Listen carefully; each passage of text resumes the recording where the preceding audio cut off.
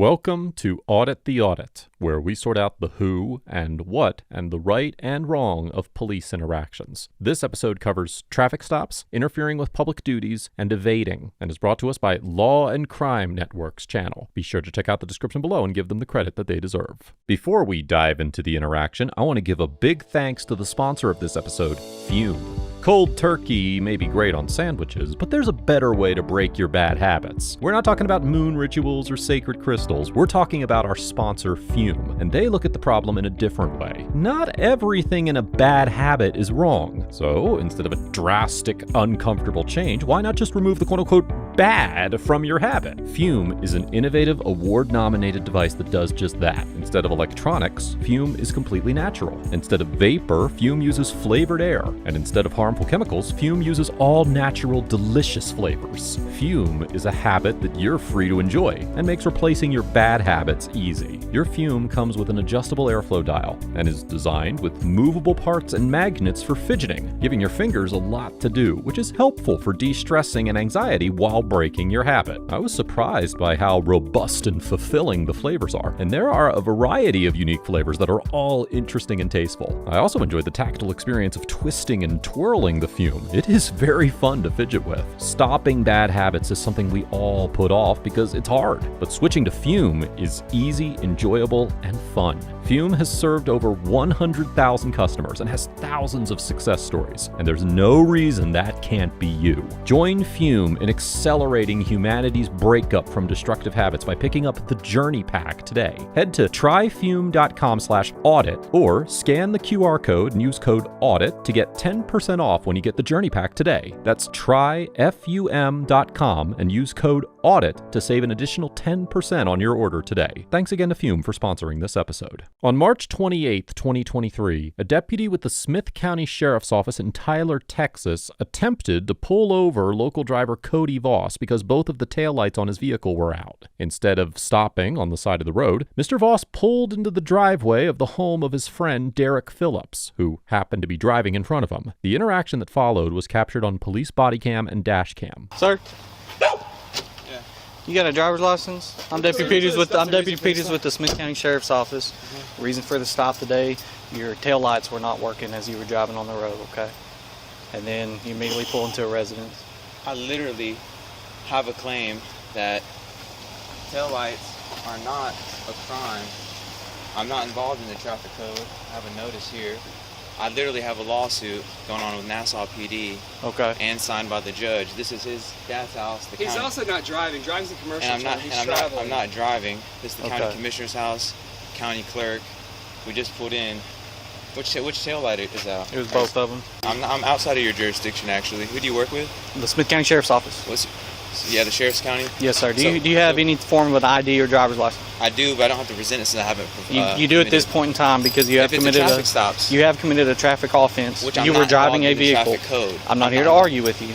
Do you have a driver's license? I've got a dictionary real quick because he doesn't seem to know the definition. I'm not involved in the traffic code. So the definition of driving versus the definition of traveling, there's a dictionary. Okay, let's use this term. You were operating a vehicle on a public roadway. I'm not, sir. Right now he is being stopped. Okay, you have no involvement. Okay. Well, actually, I'm actually just being a concerned citizen because I know that that's fine. Kill people. Okay. So I'm actually just watching. If you want to be a concerned citizen, add your car, please. Do you have a driver's license? I can get you out of here. What emergency do you have? Because if there's not actually a crime or a victim, then you actually can't even use your red and blue lights. We need to see a supervisor. You were operating on a public roadway. Stop using that terminology. You're lying. Stop it. Do you have a driver's license? Get your supervisor here for lying right now. You're actually not at this point in time. If you can provide me with your driver's license. I'm not. Do you have a driver's license? Yeah, and get your supervisor here for lying on the record. 68. What's your name and badge number? You're literally lying right now. Mr. Voss and Mr. Phillips present several arguments regarding the illegality of the deputy's conduct, including claims that he's trespassing on private property and that Mr. Voss was traveling, not driving. In general, courts have consistently upheld the legality of traffic stops conducted in residential driveways for offenses observed on public roadways. And in the 2016 case of United States versus Bean, the Fifth Circuit Court of Appeals, which has jurisdiction over Texas, held that a driveway was not part of the constitutionally protected so-called curtilage of a home, despite the fact that it was partially encircled by fences, because it was open and could be observed from the street, no barriers blocked access to it, and the residents did not post no trespassing signs or take other steps to protect their privacy. For this reason, the court concluded that because the driveway, quote, was not part of the curtilage of his home or of any other constitutionally protected area, the police were permitted to bring a dog onto his property to sniff his vehicle. Therefore, it is highly likely that a court would determine that the officer did not violate the Fourth Amendment by approaching Mr. Voss in a private driveway as part of a traffic stop initiated on a public street. Unfortunately, we do not have time to explore the claim that Mr. Voss was traveling rather than driving at length in this episode, but courts have repeatedly rejected this type of argument as a defense to prosecutions under the traffic code. We've discussed this issue in depth in several previous ATA episodes and a video on our second channel, and I have included links to these episodes in the description below. Right now, you are being placed. You are detained. You are being detained. Help, bro. Illegally detained. Help me, bro. You're getting sued. You're getting sued, dude. Right now, I am detaining you, failing to ID. He's arresting me for failure to ID. Right now, you're not being arrested. He's saying he's taking me as Karen. Right now, you're not being arrested. Step back. You're taking me for failure to ID. You're kidnapping somebody. Please. Right now, like I said, you are not under arrest. You are being detained, okay? That's the same thing. I don't consent to any search and seizure. His taillight was out. His taillight was out. So now he's allegedly. His taillight's out. Please, I do not. Look at that, Mom. While the officer is in the process of detaining Mr. Voss, Derek's mother, Smith County Clerk Karen Phillips, exits her home and asks the officer to explain what is going on. I'm sorry, can I ask Not what's at this going time. on? Right now, he's being detained okay. because he failed to ID. What I'm trying to do is Right, his hands on me. get his ID because he was driving a vehicle No, he's not on a driving. public Now you're roadway. lying again. Sir, What a it's not about you, okay? This is with him. Where's your driver's You're license shaking at? and it's making me Where nervous. is your driver's license at? I'm You're shaking, shaking. making me nervous. Under duress, it's in my pocket. In your pocket. But I'm not giving you jurisdiction because I'm not operating under the commercial Okay, code. that's Can in my I pocket. ask why he's in handcuffs? Because right now, when I stepped out of the vehicle, Here, he give me refused my to wallet. ID, okay? What I'm trying to do is identify him. will. We're going to step back over here so I can get your ID. Dude, let him drag you. They're causing issues beyond the point I'm of not, what I'm needs to not happen, running. okay? I'm not. Ah, what a joke, Peter. Dude, you're fired. You are All right, man. fired, bro. Sir, you can step back by your car. Don't even talk to me. Don't say sir to me. lean up against You're this not car. in fear for Can you your give me the life. keys? You're on my property. I'm not taking. Are you really gonna arrest Disgusting. me? Are you serious? I've said this multiple times. You're not under arrest. I detained you because It's you the same failed to thing. You ID, don't get the okay? I'm not searching. Where is your Can you ID? handcuff me as a man and I'll give it to you? Once we're complete with the traffic stop. It's not a traffic stop, man. It is a traffic You're really stop. gonna get in trouble. Can you talk to your supervisor?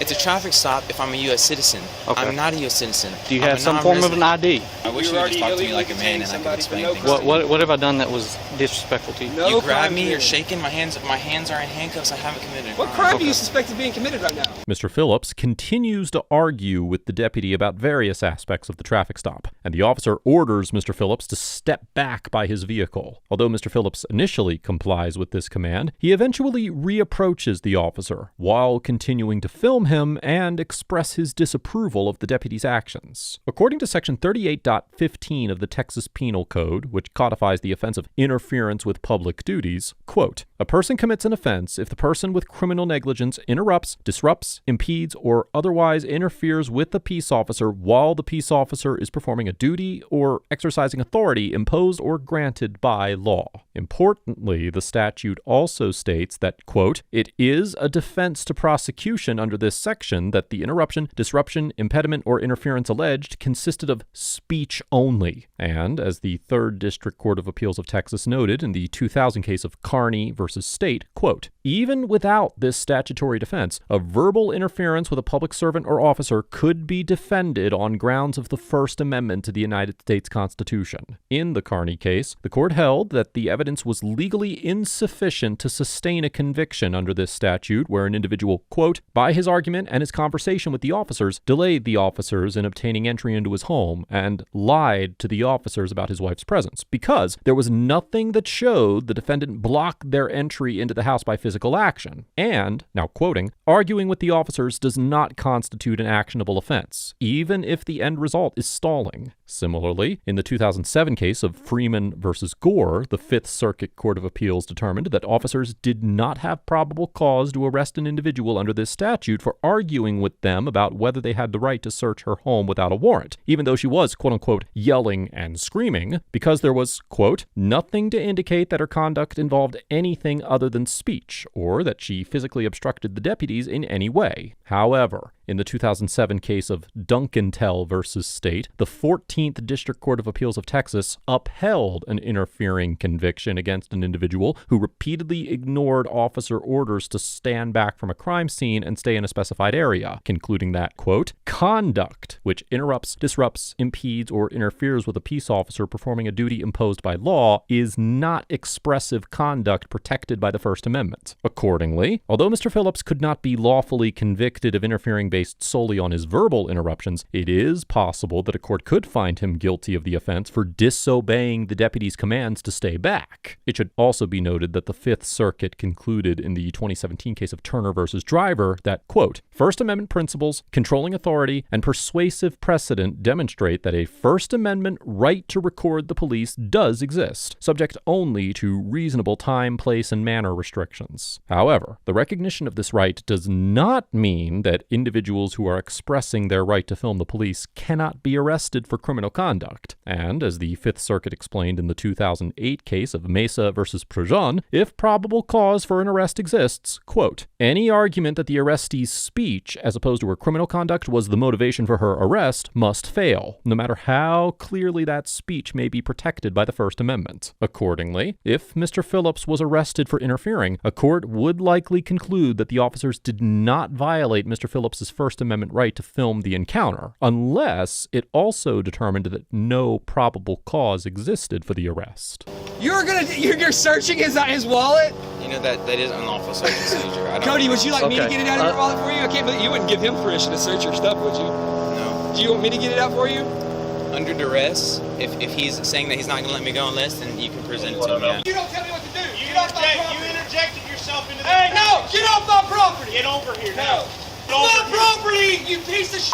Get over here now. No, you get over here then! He wants to say get over here like I'm a dog. Arresting you for some stupid I've done nothing. He's hurting my wrist. He's breaking my wrist. Get off of me. I can't even breathe. Get back. Leave me my glasses. I can't. Stop breaking my arm. I'm not breaking your arm. Hey, yo, get back. Step back. Give me my glasses. I cannot see. Yo, you gotta stop. His glasses are right there. Those are his glasses, okay. You step out with me. Hey, don't hurt him. He has not committed. Ma'am, step Let back. him go! You're hurting his shoulder!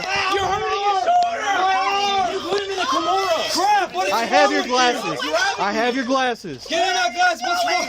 I've done nothing. Please record this. They're kidnapping me. I've done nothing. I don't know what's going on. Help! I'm getting kidnapped. They ran in our house. I've done nothing wrong. No crime at all. Nothing wrong. Yeah, let's get him in the car. No! Yes. I'm not going with you. I've done nothing. Stand up. What are you doing? Stand up. I've done nothing. I've done nothing. You're such a piece of shit. I've done nothing wrong. Get in the car. Help! Ah, my arm! Oh. We're 10-4. Anybody else coming, y'all can reduce. Another officer arrives on the scene and orders Mr. Phillips, who is standing in the garage of his home with the door open, to come over to him. When Mr. Phillips refuses to comply, the officer walks over to him, and Mr. Phillips flees into his home. The officers follow him inside, take him to the ground, handcuff him, and walk him to the police cruiser. And Mr. Phillips can be seen dropping himself to the ground and refusing to move once he's brought outside. Under Section 38.04 of the Texas Penal Code, which codifies the offense of evading arrest or detention, quote, a person commits an offense if he intentionally flees from a person he knows is a peace officer or federal special investigator attempting lawfully to arrest or detain him. Therefore, although Mr. Phillips appears to have intentionally fled into his home after the officer attempted to detain him, he could only be convicted of violating this statute if a court determined that the officer had at least reasonable suspicion to detain him for interfering with the traffic stop.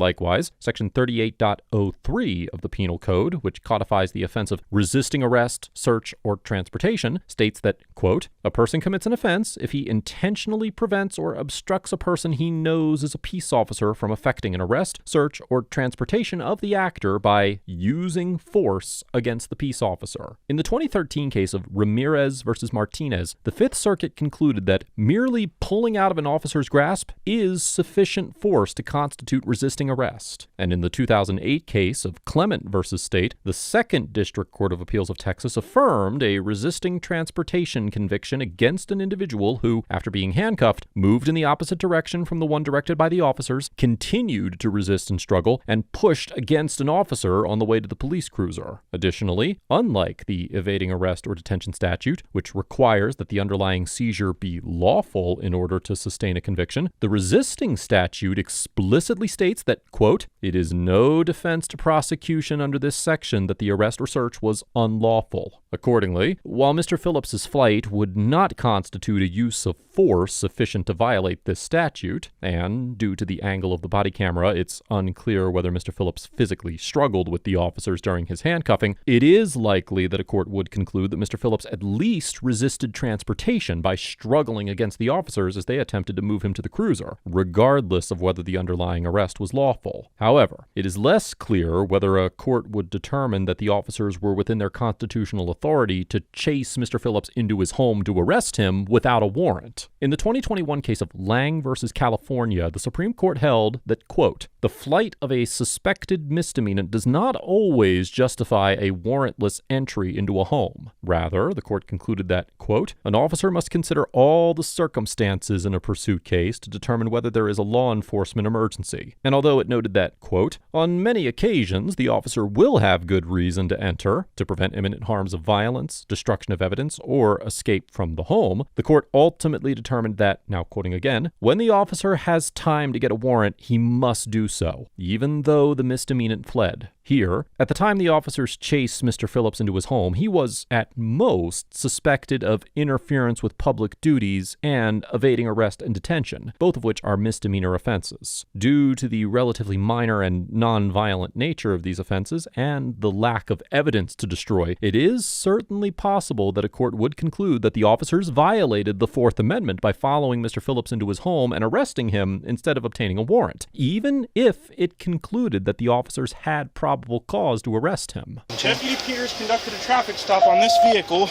Would you like to accompany me so I can get my flashlight out of your house? I don't think this needed to go this far. I don't know which Yes, one. ma'am, that's it. Which one of these are his phone? This is Cody's and Derek's. All right, let's step back outside.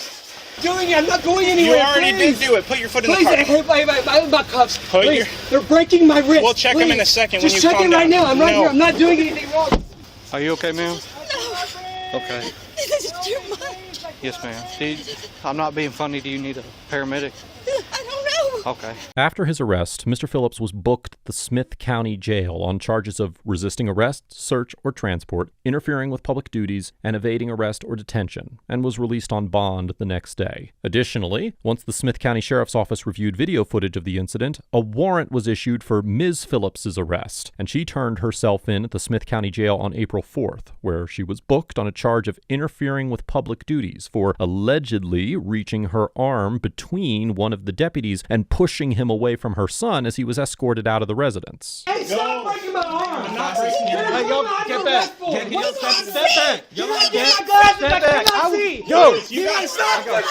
His glasses are right there. Those are his glasses. Okay. Ms. Phillips has since claimed that she was not attempting to push the officer away, but rather that she was poking him to get his attention and ensure he took her son's glasses with them. After the arrests, Smith County District Attorney Jacob Putman announced that his office was recusing itself from the Phillips's prosecution and that a prosecutor from outside the county would be chosen due to a conflict of interest, as Karen's husband and Derek's father, Terry Phillips, is a county commissioner and therefore an existing client of the DA's office. On May 9th, Ms. Phillips's son, Lance Phillips, was arrested for disrupting a meeting after shouting about his family's criminal charges and refusing to leave during the public comment portion of the Smith County Commissioner's Court meeting. At his first arraignment hearing, Lance was arrested for contempt of court, And after his second arraignment hearing, a case was set for trial on August 16, 2023. On May 30th, Ms. Phillips filed a $10 million pro se lawsuit against Smith County, its sheriff, and multiple Smith County Sheriff's Office deputies, alleging that the deputies made multiple false statements and violated her constitutional rights. In the filing, Ms. Phillips also claimed that because her personal information was released through the video footage provided to the media, she and her family had been subject to multiple instances of harassment, including drivers honking their horns outside her house for extended periods of time, threatening phone calls, and vulgar emails sent to her workplace. Derek Phillips and Mr. Voss have also filed a lawsuit against the county, claiming that the deputies violated the First and Fourth Amendments and kidnapped them. The pro se complaint requests $150.5 million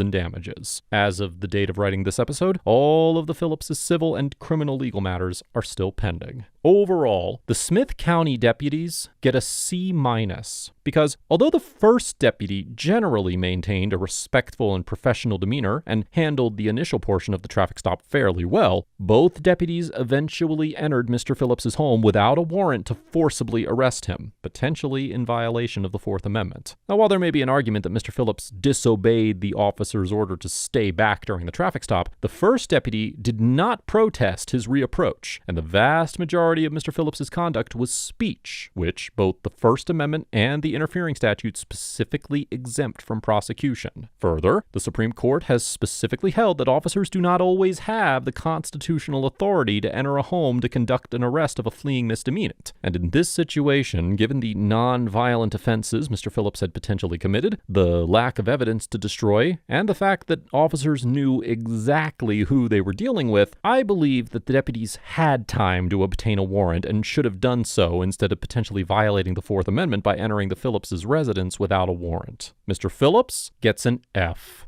for demonstrating a complete misunderstanding of Texas traffic laws, attempting to flee from the Smith County deputies, and blatantly resisting transportation after he had been placed under arrest. Now, although Mr. Phillips never used the term sovereign citizen, based on the various arguments that he and Mr. Voss made during the traffic stop, they appear to at least believe the sovereign citizen stance on the right to travel, which, as we discussed earlier in this episode, has been consistently rejected as meritless in courtrooms across the country. Now, while I admire Mr. Phillips' willingness to defend his constitutional rights, I would encourage him to conduct legitimate research using reputable legal sources to correct his misunderstandings on the right to travel and other essential issues. Additionally, while Mr. Phillips may have some legitimate constitutional claims against the officers, his conduct in fleeing and resisting strongly diminished his credibility in pursuing those claims. And because Texas law does not give individuals the right to resist an unlawful arrest or transport, Mr. Phillips could be convicted for his resistance, even if the other two offenses are dropped and the officer's entry into his home is found to be unconstitutional. This encounter demonstrates the importance of individuals actually understanding their rights when they try to enforce them, and why it's typically more advantageous for a citizen to submit to an unlawful arrest and then challenge it after the fact rather than try to resist it. Let us know if there is an interaction or legal topic that you would like us to discuss in the comments below. Thank you for watching, and don't forget to check out my second channel for even more police interaction content.